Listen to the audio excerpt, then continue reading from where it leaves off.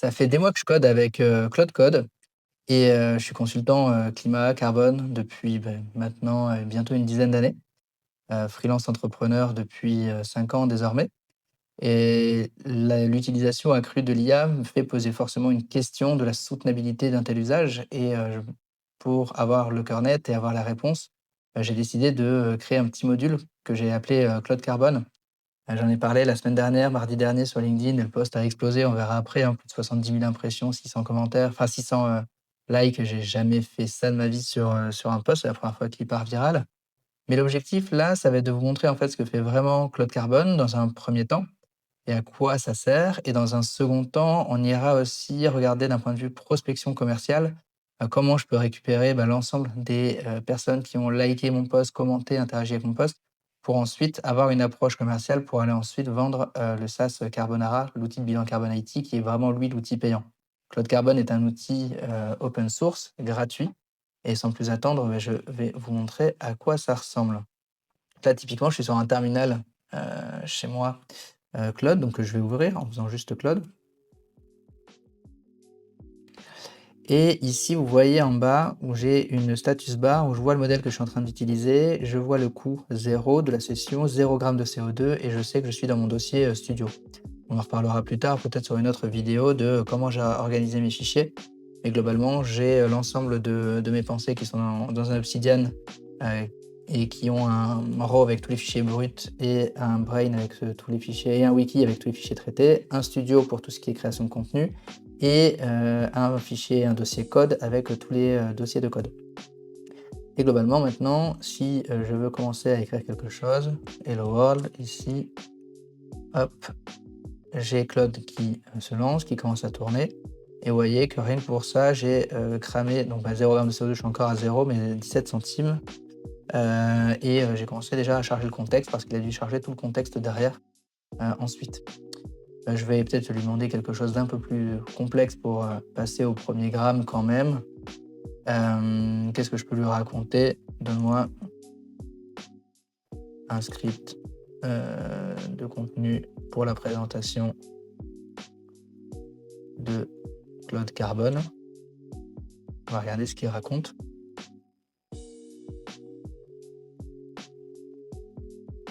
Juste vérifier que j'ai bien l'écran qui tourne, c'est bon.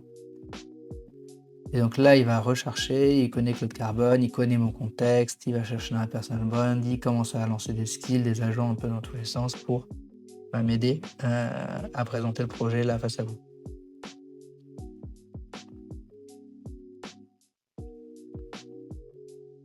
On aura des petits cuts à faire.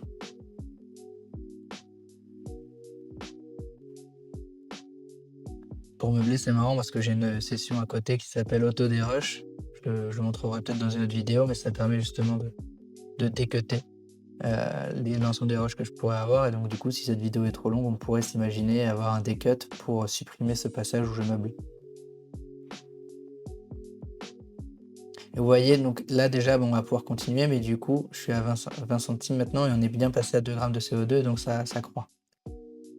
Et l'autre fonctionnalité qu'on a justement sur Claude Carbone, c'est de pouvoir générer son propre PNG qui s'appelle du coup maintenant, quand tu fais Carbone Card ici, ça va générer un petit visuel avec l'ensemble de ton rapport derrière qui permet de trouver. Ah, j'ai changé un petit peu effectivement l'organisation de mes fichiers, donc ça bouge.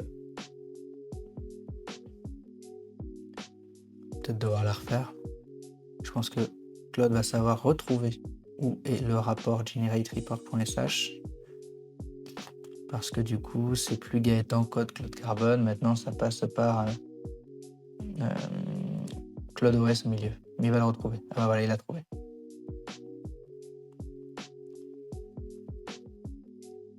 Donc il le lance.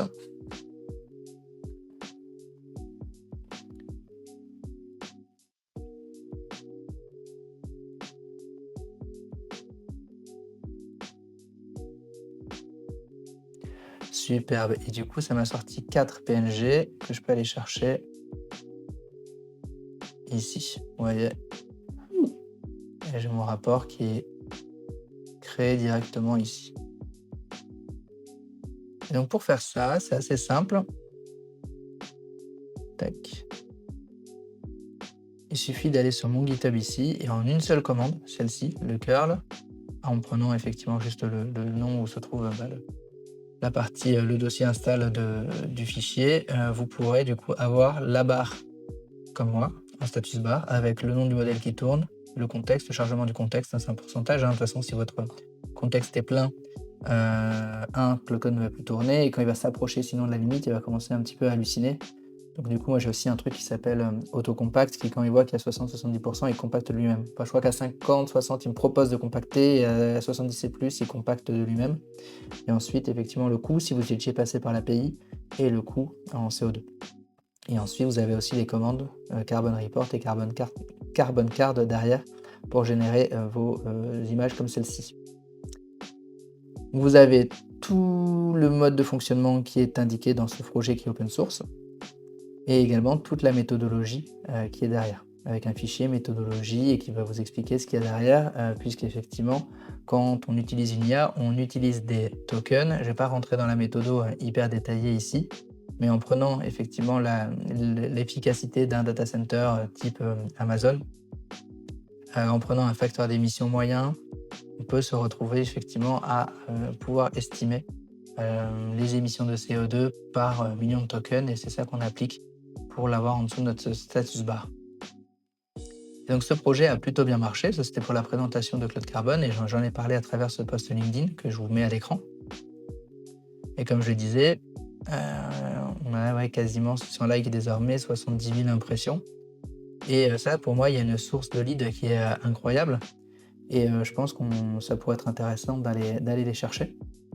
Et pour ça, on va utiliser deux choses. Dans un premier temps, on va extraire l'ensemble de ces likes avec un outil style Dataminer, qui est une extension que vous pouvez trouver sur Google. Il suffit de taper Dataminer extension et vous avez la possibilité de pouvoir extraire des pages assez facilement comme ça.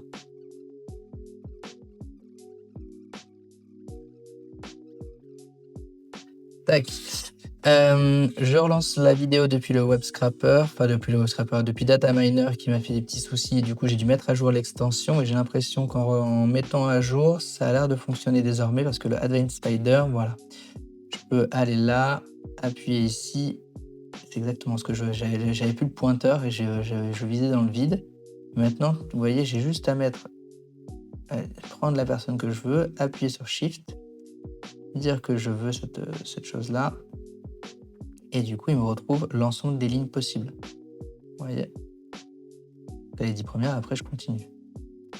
Et ce qui va m'intéresser, paf, ça va être de chercher à chaque fois des colonnes. La première colonne, ça va être prénom, nom, Easy Finder, c'est du texte. Et j'ai juste appuyé sur la touche C pour trouver le nom. Paf, j'appuie sur la touche C, je trouve le premier. Super, ça a l'air de marcher. Confirme. Je vais appuyer sur le deuxième, je vais vouloir la headline. Comme ça, je vais avoir une idée de ce que fait la personne à chaque fois. Pardon, ça c'était nom, prénom. On l'avait déjà. La headline, elle est ici, en deuxième colonne. Tac. Et je vais les chercher ici. Voilà. Plus pour information, on peut choper aussi d'autres choses. Moi déjà, avec prénom, nom, headline, j'ai suffisamment d'infos pour continuer mon extraction. Mais on pourrait aussi, par exemple, choper la photo en prenant voilà, image URL ici et en allant chercher la photo. Vous voyez, tac, j'ai sorti la photo. Si Robin, tu vois cette vidéo, tu es le premier qui apparaît sur la liste. Désolé pour toi, tout le monde voit ta photo en double sur l'écran. Et ça ici, on a la photo. Navigation, j'ai pas forcément de navigation à aller chercher. Je vais juste aller jusqu'en bas parce qu'en fait, LinkedIn va me permettre de charger les 600. Donc c'est ça qui va être un petit peu long de charger jusqu'en bas. Et en plus, ensuite, on va pouvoir lancer du coup le LinkedIn Extractor.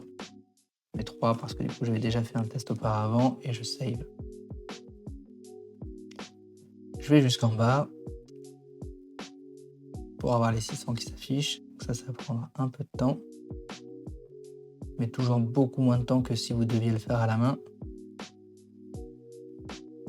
Je vérifie aussi la caméra, ouais, j'ai l'impression que si c'est bon, ça filme. Je suis pas si sûr, ça filme? Oui, ça filme. Pas une expertise ultra pointue en enregistrement d'écran encore. contre, en scroll down, je commence à maîtriser. Faut vraiment tout avoir parce qu'à chaque fois, sinon, si j'appuie sur scrap et que ça n'a pas chargé, il va juste exporter tout ce qu'il y a au-dessus, mais jamais ce qu'il y a en dessous. Et l'effet 10 par 10 ou 20 par 20, donc ça prend 2-3 minutes quand même. Ah, je suis en bas. Donc là, j'ai mes 600 potentiels leads, en tout cas personnes qui ont liké le post, et je vais pouvoir les scraper.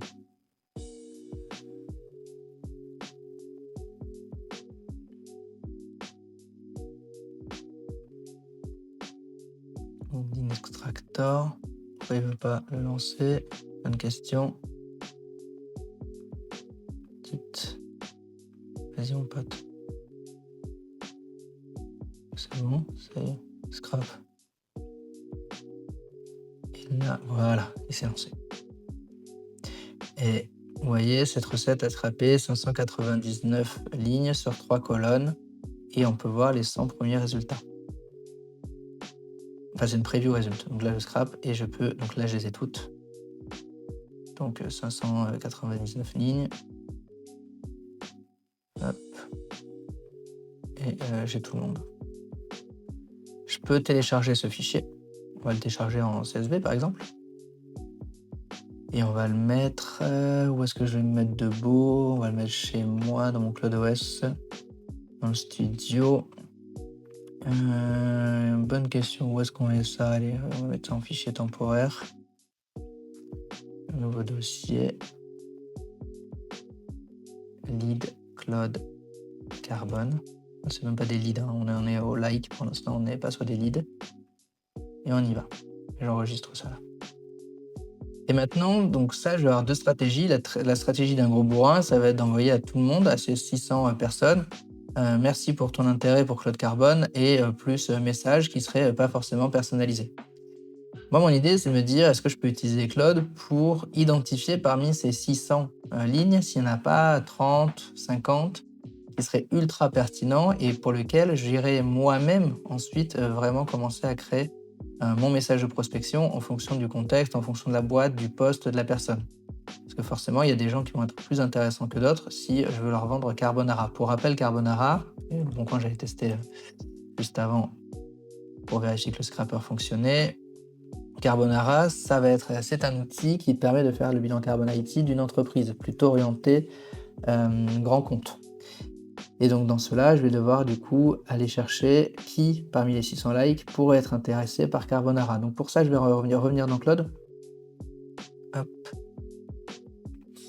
Je vais avoir un nouveau terminal et j'ai mis le CSV ici dans fichier temporaire, LinkedIn Extractor et je vais lui filer. Mon objectif, ça va être ici de faire une page dans mon Notion qui va s'appeler Lead Carbon Cloud. Je vais lui demander de faire une base de données pleine page ici. Donc à partir du CSV, je veux que tu fasses une base de données pleine page ici. J'ai mon Notion et mon Cloud qui sont connectés via un serveur MCP. Ça veut dire qu'à tout moment, les deux peuvent communiquer ensemble. Les serveurs MCP, c'est un peu comme un câble USB-C entre deux appareils. Sauf que là, c'est un câble USB-C entre deux applications. Donc là, en l'occurrence, mon terminal et mon Cloud Code et Notion de l'autre côté. Et donc en plus, du coup, en plus de cette base de données pleine page, je souhaite que tu revoies chacun des leads, chacun des likes, entre guillemets, et les enrichisses. Pertinence pour Carbonara, outil de bilan Carbon IT. Normalement, ça, il le sait, outil de bilan Carbon IT pour les grands comptes. Donc sur chacun, je veux un score entre 0 et 100.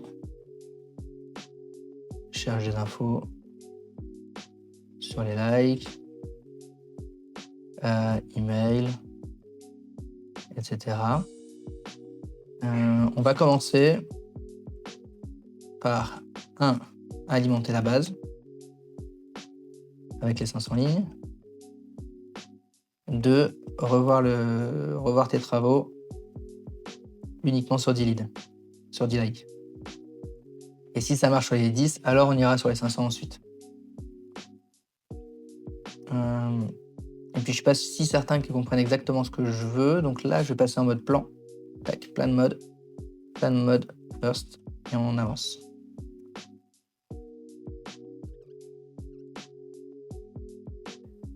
Alors il m'a proposé un plan que j'ai validé un peu vite parce que j'étais en train de parler avec Paul Hugo, mais je fais confiance puisque c'est pas très critique et c'est surtout pour la vidéo. Mais du coup il me dit: «Gaëtan, un CSV de 599 likes sur LinkedIn, nanana, lié à un post, blablabla, on va les transformer et on a une page Notion vide».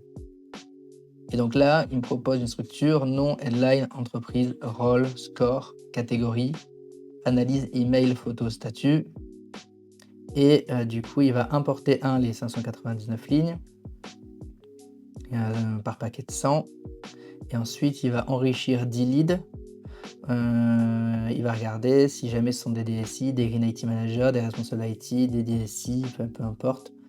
Il va prendre les consultants plutôt chauds et après, en autre event, des freelances devs sans lien avec le carbone, des ghostwriters, ce type de personnes. Et du coup, on va pouvoir tester ça.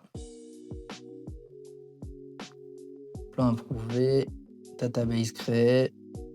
Il est en train de les pousser, je pense. On va regarder. Lead Cloud Carbone qui a été créé. Il n'a encore rien poussé dedans, mais il a créé cette page qui n'existait pas.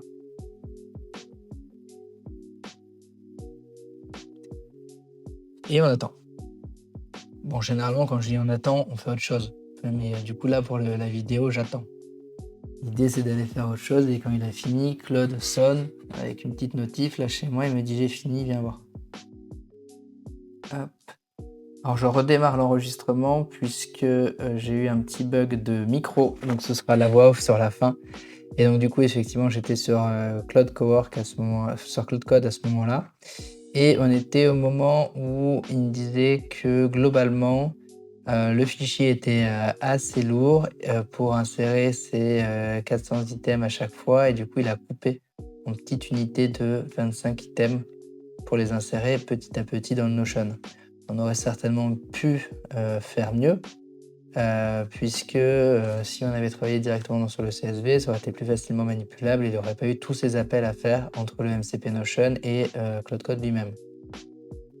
Et donc là, il tourne, il faut attendre. Et là, on pouvait voir effectivement sur Notion les premiers leads qui étaient, premiers prospects qui étaient arrivés sur le Notion. Et donc là, je supposais qu'effectivement, il allait commencer à passer par des agents, puisque c'est des choses qui se répètent. Il a lancé 2 agents, batch 2 et 3. Et ensuite, on peut voir qu'il a lancé encore plus d'agents. Il a lancé 5 à la fois directement pour aller de plus en plus vite. Donc là, on a bien nos 599 leads qui sont arrivés. Et du coup, j'avais demandé d'enrichir basiquement uniquement sur 10 leads pour voir ce que ça allait pouvoir faire et voir s'il pouvait scorer correctement 10 leads parmi la sélection avant de le faire sur 599. Le résultat était pas mauvais sur le premier scoring, mais globalement, ça manquait un peu de finesse. Il y avait certains leads qui étaient très bons. Les DSI Green IT les chopaient bien, mais par exemple, des prescripteurs, des personnes qui étaient influentes dans le milieu du Green IT n'étaient pas récupérées. Et donc, c'est pour cela que je lui ai demandé de modifier le prompt pour rescorer correctement. J'ai pris le cas de, par exemple, Renaud Eluin, qui est président du Green IT, qui a contribué d'ailleurs sur Cloud Carbone, sur le projet open source. Et du coup, il a mis à jour les leads sur cette partie-là.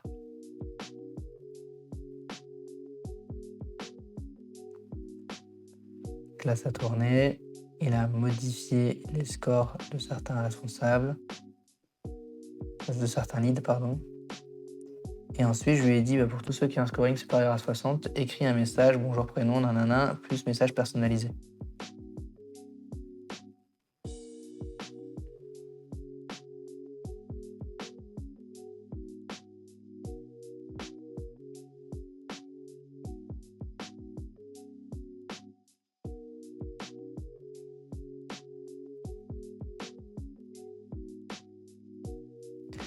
J'ai itéré 2-3 fois dessus puisqu'effectivement, je voulais que les messages apparaissent dans la base Notion et parfois ils étaient pas forcément hyper personnalisés. Parfois le ton était pas bon, sur cette partie-là et du coup, j'ai eu quelques allers-retours. J'ai aussi cherché à enrichir la base avec des mails.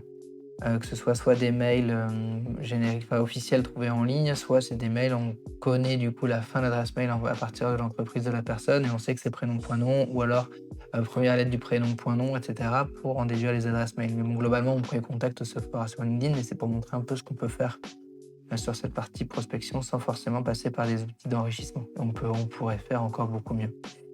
Voilà, je pense que je vais juste reprendre la main maintenant sur, le lead final, sur le fichier final, que j'ai à l'écran ici. On reprend la base et du coup, je me retrouve avec l'ensemble de mes leads qui sont scorés avec un rôle, avec, leur entreprise, leur email si besoin et un message personnalisé pour chacun de ces leads et du coup, j'ai plus qu'à les contacter désormais et je vous tiendrai au courant de la suite et de si, j'obtiens des démos sur Carbonara. Voilà pour la petite démo, désolé pour le problème technique. En tout cas, si ça vous intéresse ce type de projet, si ça vous intéresse ce type de vidéo, n'hésitez pas à le dire en commentaire, à vous abonner pour que j'en propose d'autres, vraiment du cas concret réel dans les semaines à venir. À plus, ciao.